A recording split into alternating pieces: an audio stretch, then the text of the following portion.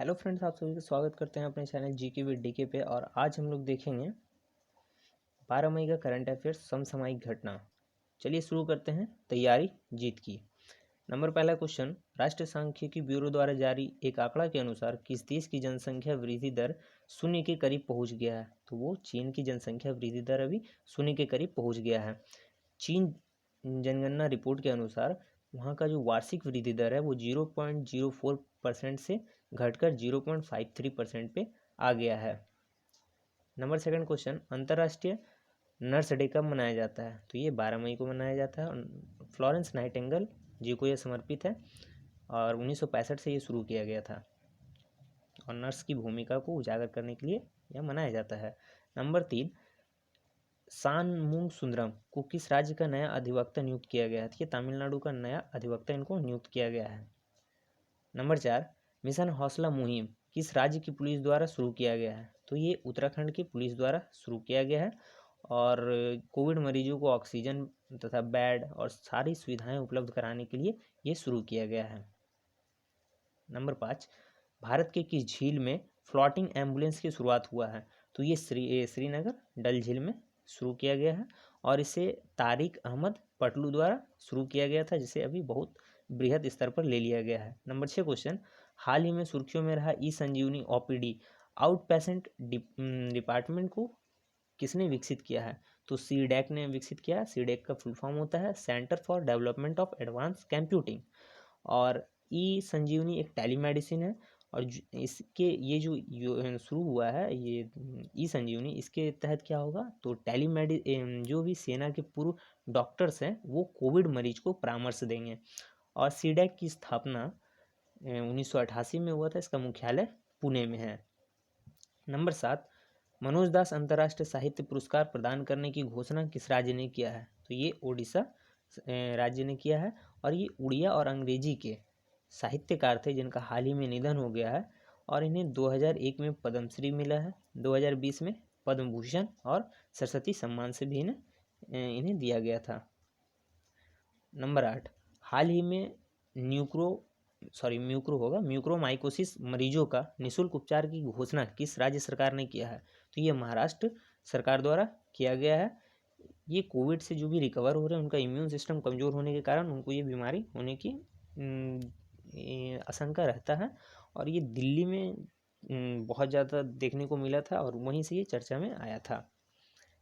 इसका इफेक्ट क्या पड़ता है? चेहरा का एक साइड काला पड़ जाता है, इवन कि आँख तक भी निकालने का मोमेंट बन जाता है और ज़्यादा हो तो फिर ये मृत्यु भी हो जाता है इससे। नंबर 9, हाल ही में फिक्की लेडीज़ ऑर्गेनाइजेशन FLO का 38वां राष्ट्रीय अध्यक्ष किसे नियुक्त किया गया है? तो ये उज्ज्वला सिंघानिया को नियुक्त किया गया है। और फिक्की क्या है? तो FICCI federation of Indian chamber of commerce industries है और फुल फॉर्म है इसका। और हिंदी में बोले तो इसका भारतीय वाणिज्य एवं उद्योग महासंघ है। इसका फिक्की का मुख्यालय नई दिल्ली है और इसका 1927 में स्थापना किया गया था। ये है क्या फिक्की? तो भारतीय व्यापार संगठन का एक संघ है। नंबर 10, मुकुर्थी राष्ट्रीय उद्यान किस राज्य में स्थित है जो हाल ही में चर्चा में था? तो ये तमिलनाडु में स्थित है, जो चर्चा में इसलिए था क्योंकि यहाँ की जो जैव विविधता है इस पर एक संकट मंडरा रही, क्योंकि इस मुकुर्थी नेशनल पार्क में कंस्ट्रक्शन का काम शुरू किया गया है। ये पश्चिमी घाट और पूर्वी घाट का एक जो जहाँ मिलता है वहाँ ब्लॉक माउंटेन बनता है और ये नीलगिरी ब्लॉक माउंटेन नीलगिरी बनता है और यहीं पे ये मुकुर्थी राष्ट्रीय उद्यान है। नंबर 11, हाल ही में भारतीय रिजर्व बैंक RBI ने दूसरे विनियम समीक्षा प्राधिकरण RRA की सहायता के लिए किसकी अध्यक्षता में सलाहकार समिति का गठन किया है? तो S जानकी रमन जी की अध्यक्षता में एक सलाहकार समिति का गठन किया गया। RRA क्या है?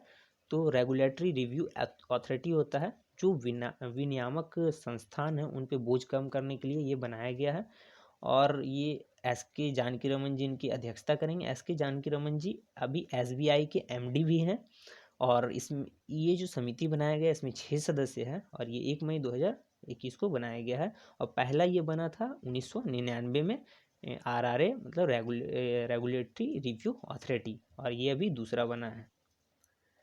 नंबर 12, हाल ही में ग्रामीण क्षेत्र में नल कनेक्शन सुनिश्चित करने एकड़ के हर घर जल वाला केंद्र शासित प्रदेश कौन बन गया है? तो ये पुडुचेरी बन गया है। नंबर 13, हाल ही में किस राज्य ने 18 वर्ष से ऊपर सभी कोरोना संक्रमितों को आइवरमेक्टिन दवाई के इस्तेमाल की मंजूरी दी है, जिसका विरोध WHO ने किया है? तो ये गोवा सरकार ने दिया था, जिसका विरोध WHO में सौम्या स्वामीनाथन द्वारा किया गया। कारण इसका है कि इस दवा के कारण गंभीर साइड इफेक्ट पड़ सकता है, कोविड से रिकवरी का ये कोई प्रमाण नहीं देता है, और ये बोले तो एक विश्व का पहला एंटी पैरासाइट्स ड्रग्स है, जिसका यूज़ पेट का कीड़ा या राउंड वॉर्म को मारने के लिए किया जाता है, लेकिन अभी फ़िलहाल में इसको कोविड के इलाज के लिए इसको मंजूरी दे दिया गया है, इसीलिए WHO द्वारा इसका विरोध किया गया। Number 14, new space Indian limited किस विभाग की नई शाखा थी? अंतरिक्ष विभाग की नई शाखा है, और ये इसरो की वाणिज्यिक शाखा है एक तरह से, और मुख्यालय इसका बेंगलुरु में है। ये SSLV PSLV का रॉकेट का निर्माण करता है, और ये लॉन्च सेवा उपलब्ध कराता है और उपग्रह का निर्माण भी करता है।